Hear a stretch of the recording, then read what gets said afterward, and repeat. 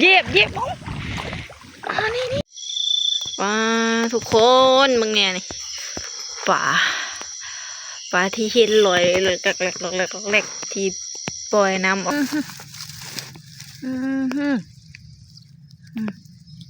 ก็อองอยู่นี่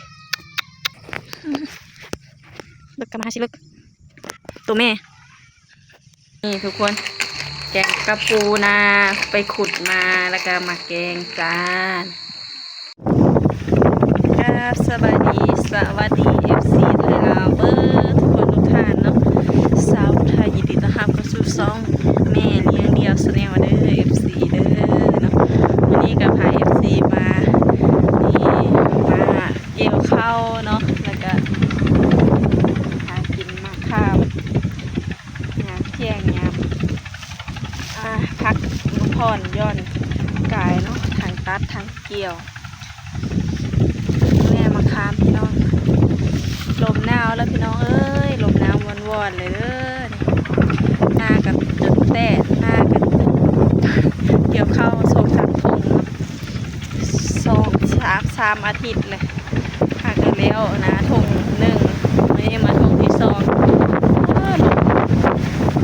พี่น้องทางฝั่งไทยเด้อากาศหนาวแล้วบ่ดูแลสุขภาพเด้อพี่น้อง FC ฝั่งไทยได้คอมเมนต์มาบอกสาวไทยเด้อตอนนี้อากาศเป็นจังได๋อยู่ฝั่งไทยฮอดฤดูหนาวแล้วบ่หรือว่าตอนนี้เป็นฤดูฝนบ่เนาะหรือว่าฤดูร้อนเนาะพี่น้องก็สิคือกันนี่แหละเนาะอากาศกัน FC อยู่จังหวัดใดหนาวคือกันแล้วก็คอมเมนต์มาบอกสาวไทยเด้อค่ะทุกคนมาปิดมะขามไปดองกินพี่น้องกินกับแจ่วมะขามกินบ่ไหวเผ็ดแซ่บท้องแซ่บแก้วเค็มแก้วอะไรกันแล้วสมแก้วกสิพาไปดองกินพี่น้องมาเป็นง่ายทุกคนเกี่ยวเข้าอยู่หน้านี่ทั้งตัดทั้งเกี่ยวนี่ต้นกับต้นอยู่ผมต้นมะขามนี่ดกได้มะขามปีนี้หาลงมาเป็นง่าเลยพี่น้อง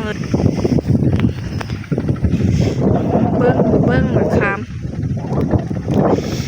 ตาสว่างแจ้งจังปังคักพี่น้องเลยปลูกมึงแน่เขา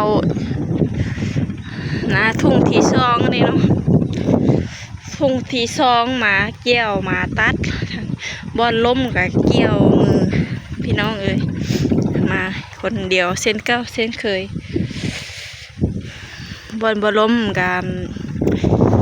จักตัดเนาะใส่จักตัดยาตัดเฮ็ดจังได๋ล่ะสู้ไปนี่แหละนาใหญ่ให้เดียวนี่แหละพี่น้องเอ้ยทุ่งที่2นี่ให้เดียวขอล้อให้น้อยก็มี2น้อยเขาเหนียวหอมมะลิเนาะสายพันธุ์นี้ข้าวเหนียวหอมมะลิเขาเป็นข้าวเหนียวเนาะเป็นข้าวเหนียวแต่ว่าซื้อข้าวเหนียวหอมมะลิบ่แม่นข้าวเจ้าหอมมะลิเด้พี่น้องนี่ทางห่วงทางต้นก็คล้ายๆคือกันกับข้าวเจ้าข้าวสวยหอมมะลิแต่ว่าอันนี้เป็นข้าวเหนียวเนาะไปนึ่งกับเหนียวนุ่มแนวพันธุ์ข้าวเหนียวหอมมะลินี่ใช้ได้3-4 ปีนี่แหละพี่น้องเลยผลผลิตก็ค่อนข้างสีได้รับผลดีแน่จักหน่อยเนาะตะกี้ใส่ข้าวแนวพันธุ์อื่นก็บ่ค่อยได้ปานใดนะให้เดียวอันนี้นะเกี่ยวแล้วนะแต่ละปีหาได้อยู่ประมาณ19-20 ซอบเนาะ19-20 ซอบเนาะพี่น้อง14ประมาณนี้เนาะ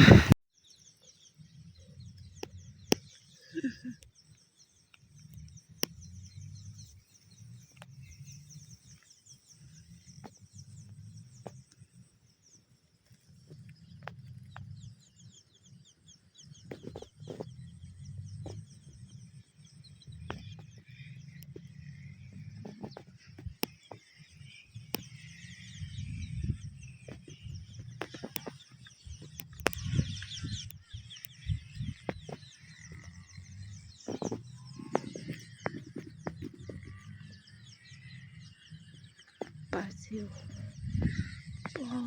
ปลาซิวบอกคอหลายๆปุ๊บปากปากปากนี่อ๋อเป็นโมอยู่นี่ปากเหยียบนี่อะไรมันจำสีใสปากพี่น้องขึ้นไปเกี่ยวข้าวแล้วกับพาย FC มาหาโคหอยต่อเนาะโคหอยพี่น้องนี่ยามเกี่ยวข้าวแล้วก็ผักกัดโคหอยเนาะ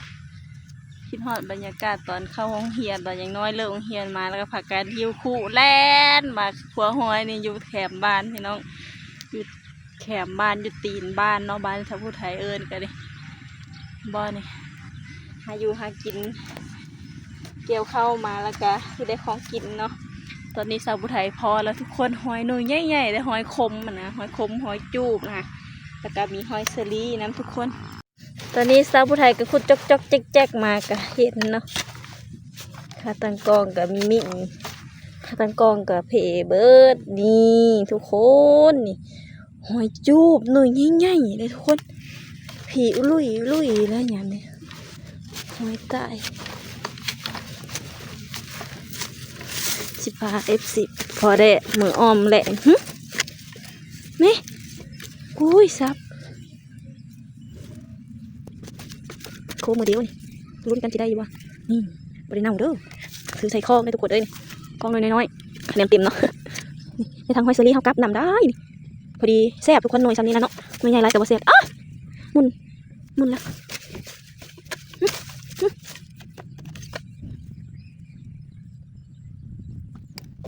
มืออมกินแซ่บแต่ใช้ได้ทุกคนหอยอย่างแรงอย่างนี้เนาะนี่ปอหากุดกระปูน้ำเนาะกุดหอยน้ำนี่กุดมือเดียวได้นี่มือหนึ่งกับจับก้องพี่น้องคิดว่าสิได้ได้นี่เพิ่งย่างออกมานี่ใส่เพื่อนเธอยังเคยได้กินแรงรู้นี่ไปเกี่ยวข้าวเมื่อยกินปลาทุกมือกับมือกินเนาะมือใหญ่กับใหญ่บ้านน้อยกันก้อยซับแล้วตีเป็นขับเลยดิไม่น่ากินดิเราลุ้นอีกทุกคนจะได้พอแกงพอออมอยู่วะเนาะป้าพี่น้องโคไปโคมาพอจุ่มหอยพี่น้องนี่กองอยู่นี่ทั้งหอยเซอรี่ทั้งหอยจูบนี่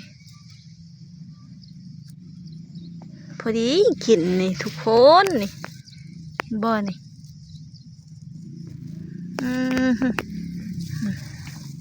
ว้าหอยเต็มอยู่ได้นี่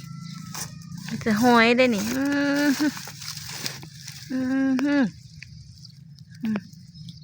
กองอยู่นี่สุดยอดขุดกระปูพี่น้องเอ้ยแง่ความลึกว้าโต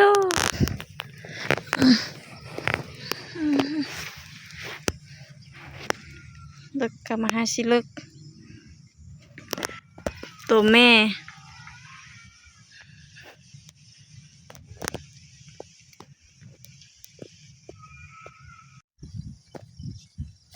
โอ้เก่งอีหลีลามาพี่ฮะ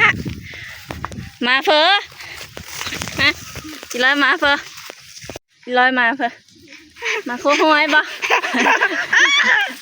มาโคหอยแล้วแม่ไปแล้วโคหอยแล้วแม่ไปแล้วมาโคหอยสำหรับคลิปนี้ก็สิได้จบไปเพียงเท่านี้เด้อ FC เด้อแง่มืองามคักปัญญังลาไปก่อนฝาก FC กดไลค์กดแชร์กดติดตามเป็นกำลังใจให้สาวผู้ไทยกับออลาเด้อกับน้องพรเนี่ยขอบคุณหลายๆเนาะขอบคุณ FC ที่คอยให้กำลังใจแล้วก็ซัพพอร์ตตลอดมาเด้อ FC ฝั่งไทยเนาะบ๊ายบายพบกันคลิปหน้าว้าวบรรยากาศ ป้าพี่น้องสภาพมือกับหอยกับกระปูเลยเต็มท้องอันเนี้ยเลยทุกคนนี่ มันจะปลูกอะไร กระปูหลายๆอู้อ๋อเลย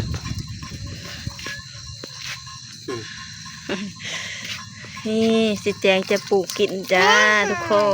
น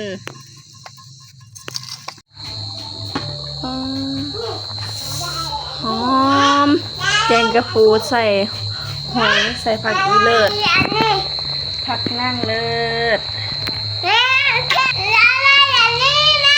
โดยค่ะไอ้ดินี่ทุกคนแกงกระปูนาไปขุดมาแล้วก็มาแกงจานใส่หอยมีหอยเซรี่หอยจูบนะจ๊ะมาเด้อ FC มากินน้ำกัน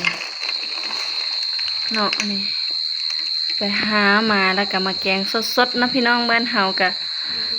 สามบ้านเฮานี่ล่ะอายหอมหวนหวนเตะดังห้อยแซ่บเด้ทุกคนเลย